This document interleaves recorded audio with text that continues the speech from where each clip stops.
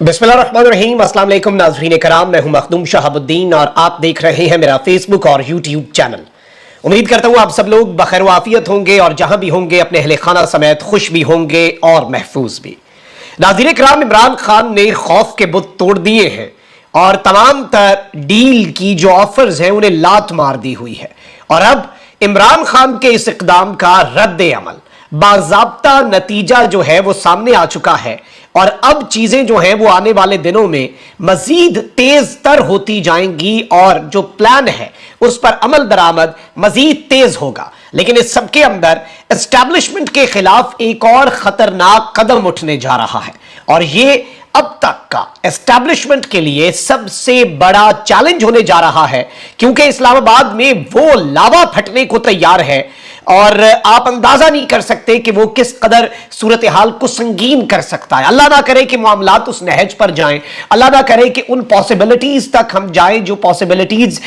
इस तसादुम से पैदा हो सकती हैं। लेकिन इस वक्त जाहिर बात है कि जो माहौल बन चुका है और जो एक लेटेस्ट डेवलपमेंट है, अब बात बहुत आगे बढ़ती जा रही है और चीजें जो हैं एक जानिब खान को माइनस करने के लिए, खान को गिराने के लिए बहुत से इकदाम हुए हैं आज के दिन में, वहीं दूसरी जानिब दूसरी साइड जो है उसके लिए भी कुछ बहुत बड़े सरप्राइजेस हैं और जिसे आप कह सकते हैं कि सींग इस वक्त मुकम्मल तौर पे फंसे हुए हैं और अच्छे खासे जो सींग हैं वो एक दूसरे से फंस चुके हैं, लड़ रहे हैं और देखते ये हैं कि अब ये मामला कहां पर जाकर रुकता है। अब यहां पर सूरत हाल क्या बन चुकी है नाज़रीन कराम, अगर मैं आपको बताऊं तो एक जानिब तो सब अपनी अपनी सियासत जो है वो बचाने के लिए लगे हुए हैं। नवाज शरीफ साहब ने मिफ्ताह इस्माइल साहब और उसके साथ ही साथ सिंध में जो पीएमएलएन के सदर हैं उन दोनों को फारिग करने का फैसला किया। सिंध के अंदर पीएमएलएन को दोबारा एक्टिव करके पीपल्स पार्टी को टफ टाइम देने का मंसूबा बनाया, क्योंकि पीपल्स पार्टी पंजाब में आकर यानी कि नून लीग के मुताबिक, ऑल्दो ये अब नून लीग की खुशफहमी है कि पंजाब उनका घर है, उनका किला है,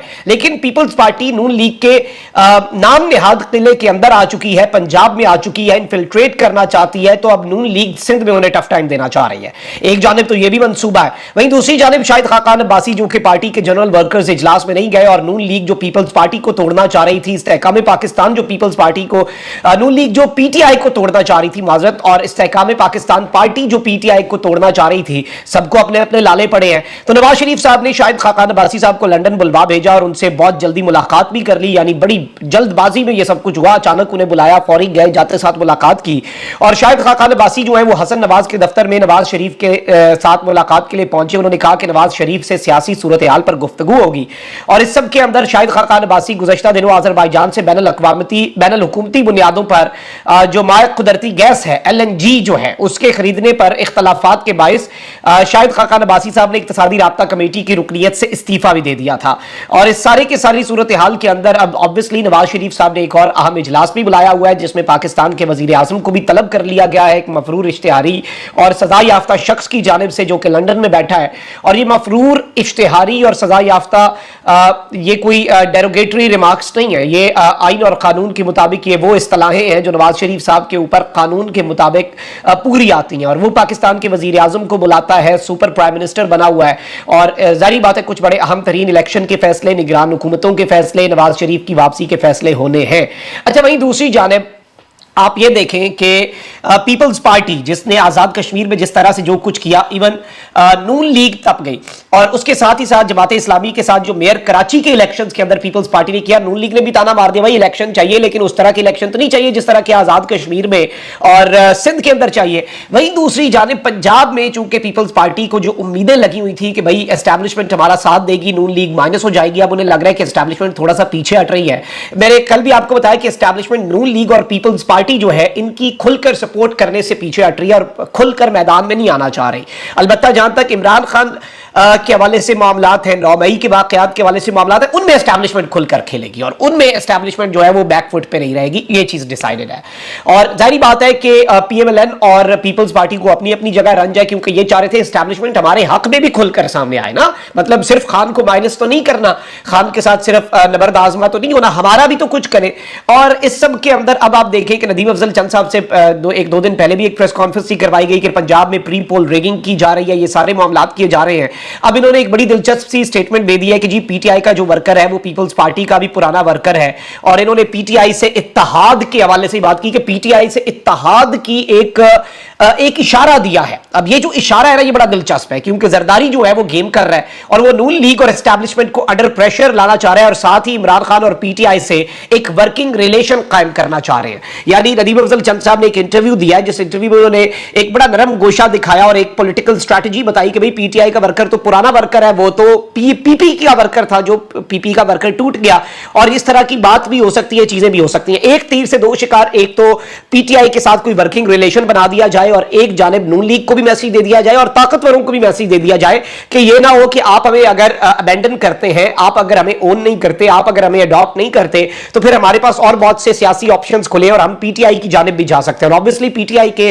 पलड़े में कोई भी अपना वजन रखता है या पीटीआई के साथ मामलात करता है। आप देखें जमात इस्लामी ने पीटीआई के साथ इत्तेहाद किया, किस तरह से जमात इस्लामी के साथ वारदात हो गई कराची के अंदर। एक क्लियर मैसेज था कि जो पीटीआई के साथ भी जाएगा उसके साथ ये सब कुछ होगा। अब जरा आ जाते हैं मेन मामले पर। अच्छा, अब जरा आ जाते हैं नाज़रीन इकराम मेन मामलात के ऊपर और किस तरफ और किस जानिब ये पूरा का पूरा मामला बढ़ रहा है। एक जानिब तो आपको मैं ये भी बता दूं कि इस वक्त जो सूरत हाल बनी हुई है, इसमें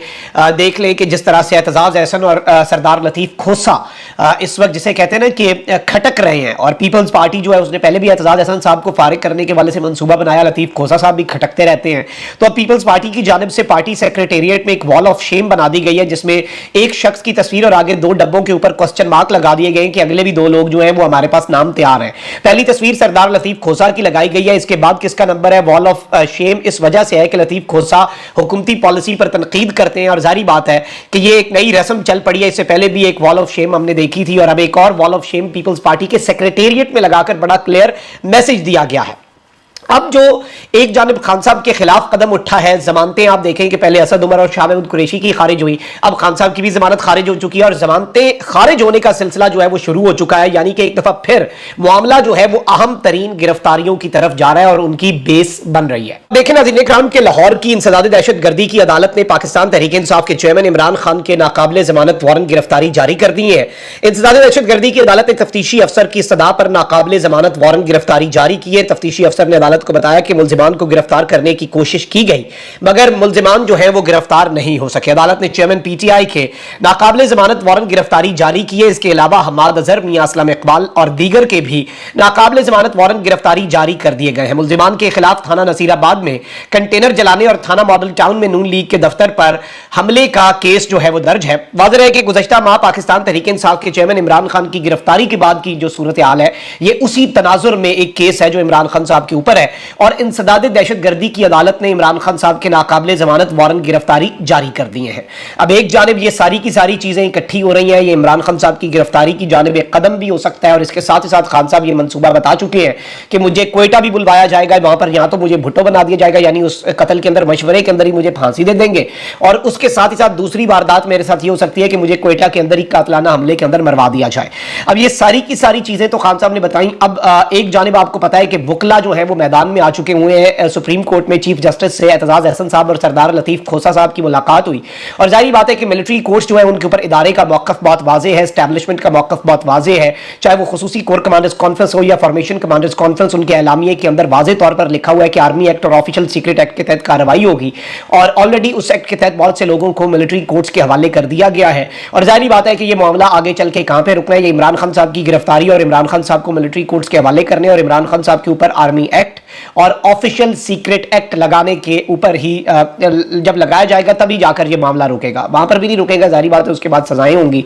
लेकिन अब यहां पर आपको पता है कि एतजाज एहसन साहब ने एक कॉन्स्टिट्यूशनल पिटीशन दायर की, उसके अलावा अब ये एक इतना बड़ा प्रेशर आप अंदाजा नहीं कर सकते कि वकला सारे ऑन बोर्ड, वकला जो है उनकी आने वाली एक तहरीक जो है उससे ऑलरेडी सब खौफजदा। अब सिविलियंस के फौजी अदालतों में ट्रायल के खिलाफ एतजाज एहसन के बाद साबिक चीफ जस्टिस पाकिस्तान जवाद एस ख्वाजा भी मैदान में आ गए हैं। पाकिस्तान के एक साबिक चीफ जस्टिस मैदान में आए हैं और जवाद एस ख्वाजा ने मिलिट्री कोर्ट्स में सिविलियंस के ट्रायल्स के खिलाफ सुप्रीम कोर्ट में दरखास्त दायर कर दी है। पहले एतजाज एहसन यानी पाकिस्तान के अंदर एतजाज एहसन और सरदार लतीफ खोसा से बड़ा कानूनदान तो कोई नहीं है, और जितना वो रिस्पेक्टेड फिगर है, इवन चीफ जस्टिस साहब से वो मिले हैं अपने केस की समाअत के हवाले से और केस जल्दी फिक्स करने के हवाले से। और ये उन वकला में आते हैं कि जो वकला जब आते हैं तो अदालतों के अंदर एहतरामन सारे वकील भी खड़े हो जाते हैं, मतलब जज की भी इज्जत होती है, लेकिन इनकी एक अपनी इज्जत है। अब यहां पर एक साबिक चीफ जस्टिस की तरफ से यह पिटीशन दायर करना बहुत इंपॉर्टेंट है। अब इस सारे के सारे मामले के अंदर नाज़रीन इकराम ये बताया जा रहा है कि दरखास्त में यह भी इस्तदा जो है वो की गई है कि मिलिट्री कोर्ट्स की तमाम कार्रवाई और कोई भी हतमी फैसला जारी करने से रोकने का हुक्म दिया जाए।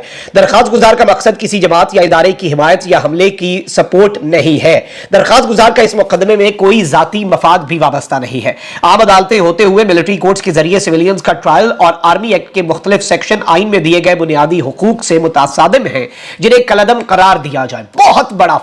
बड़ी दरखास्त में इस्तदा की गई है कि मिलिट्री कोर्ट्स में ट्रायल के लिए हवाले किए गए अफराद को कहां रखा गया है, इसका डाटा भी मिलिट्री से तलब कर लिया जाए। मिलिट्री कोर्ट्स में आम शहरियों के ट्रायल को गैर कानूनी करार दिया जाए और मिलिट्री कोर्ट्स में ट्रायल के लिए भेजे जाने वाले मुल्जिमान को फौजदारी अदालतों में ट्रायल के लिए सिविल अथॉरिटीज के हवाले करने का हुक्म जारी किया जाए। This is very big, this is massive और विदाउट डाउट ये एक बहुत बड़ी चीज है और ये एक ऐसा लावा है जो फटने को तैयार है। एक जानिब आपको पता है कि जो इलेक्शन कमीशन नजरसानी केस है वो इसलिए रुक गया क्योंकि चीफ जस्टिस को सरप्राइज मिला था और 14 मई के फैसले के ऊपर इन सब पे रगड़ा लगना था, लेकिन अचानक रात को बड़ी जल्दी में और सदर मुमलिकत ने भी बड़ी तेजी के अंदर ही उस कानून को पास किया। पहले supreme court practice and procedure act आया था, वो तो पहले ही पता लग गया, लेकिन बाद में एक रिव्यू ऑफ जजमेंट आया। अब उसके ऊपर भी फैसला महफूज हो चुका है। एक जानिब वो लावा भी फटने को तैयार है और वो सुनाया गया, तो फिर 14 मई के जो फैसला था इलेक्शंस करवाने का, उस मामले के ऊपर इलेक्शन कमीशन की नजरसानी की दरखास्त जो है उसे उठाकर भी रद्दी की टोकरी में फेंक कर उस मामले को भी आगे ले जाया जा सकता है। लेकिन इस सब के अंदर इस सबसे पहले एक वकला तहरीक भी सर उठा सकती है और वकला तहरीक जो है वो जाहिर बात है चीफ जस्टिस और जो जुडिशरी है उसे एम्पावर भी करेगी। जाहिर बात है उनके पीछे बंदे आपके हो, आपकी सपोर्ट में आपको कह रहे हो कि आइन और कानून के लिए डट जाए। अब यहां पर जो इंपॉर्टेंट चीज है वो ये नहीं है, इससे कुछ नहीं होगा, लेकिन अब ये जो दरखास्त दायर की गई है, अब ये लग रहा है नाज़रीन इकराम के वकला और रिटायर्ड जजेस जो है, वकला भी और रिटायर्ड जजेस भी, रिटायर्ड जजेस का एक अपना मकाम है, एक अपना उनका लेवल है, उनका मुल्क भर में आईनी जिद्दोजहद का असूलों पर मबनी एक फैसला हो चुका है और मामले की संगीनी को अब ताकतवरों को, हुकूमत को, जुडिशरी को, तमाम स्टेक होल्डर्स को समझकर इसे बहुत जल्द हल करना होगा। कहां तक और ले जाएंगे इसका आप अंदाजा भी नहीं कर सकते और इस वक्त वकला जो है वो बहुत ज्यादा आप कह लें कि डटे हुए नजर आ रहे हैं। वो बहुत ज्यादा इस बात के ऊपर पके हुए हैं कि हमने इस चीज से पीछे नहीं हटना, इस मामले से पीछे नहीं हटना और हमने ये जो जिद्दोजहद है जो आइन के अंदर और आइन और कानून की बका की जिद्दोजहद है, हमने ये शुरू करनी है। ऑब्वियसली आप देखें कि लतीफ खोसा साहब के घर पे फायरिंग, फिर खान साहब भी ज़ारी यकजहती के लिए इसलिए गए ताकि एक स्टेटमेंट दी जा सके और इस वक्त इमरान खान का वाहिद कार्ड जो है जो उनके पास है और ये अब तक का सबसे पावरफुल कार्ड है पाकिस्तान की तारीख में। जब जब वकला की मूवमेंट निकली है, जब जब काला कोट सड़कों पर निकला है, तो चाहे कोई डिक्टेटर हो, सब ने घुटने टेके हैं। तो जाहिर बात है कि इमरान खान साहब के पास सबसे अहम तरीन कार्ड अब वकला का है और वकला इमरान खान की अगर हम आवाज होकर निकलते हैं और उसके साथ ही साथ सुप्रीम कोर्ट में ये समात होती है, मिलिट्री कोर्ट्स और इन तमाम तर चीजों के वाले से, इस सब के अंदर ऑब्वियसली कहने वाले ये भी कहते हैं कि इदारे का चूंकि फैसला है तो इस सब के अंदर अल्लाह ना करे पॉसिबिलिटी निजाम के लपेटे जाने की भी हो सकती है। अल्लाह ना करे मामला उस तरफ को जाए और जो भी मामला हैं वो अफाम तफहीम से हल हों, क्योंकि पाकिस्तान की जुडिशरी, पाकिस्तान की मिलिट्री, पाकिस्तान के तमाम तर इदारे पाकिस्तान की बका के लिए बहुत ज्यादा जरूरी है। इनके बगैर पाकिस्तान कुछ नहीं है और बुनियादी ढांचा जो है रियासत का वो बचना चाहिए। रियासत के अंदर और जो आइन है और जमहूरियत है उसका तसलसल चलते रहना चाहिए। आइन और कानून के मुताबिक कानून अपना रास्ता बनाता रहे, लेकिन जाहिर बात है कि बहुत मोहतात होकर कदम फूंक फूंक कर रखना होगा, कैलकुलेटेड मूव्स करने होंगे और हर साइड को भी कुछ न कुछ रिस्ट्रेंट का मुजाहरा करके एक कदम पीछे हटना होगा, वरना तसादुम यकीनी है। अपना बहुत ख्याल रखिए। अल्लाह निगहबान पाकिस्तान।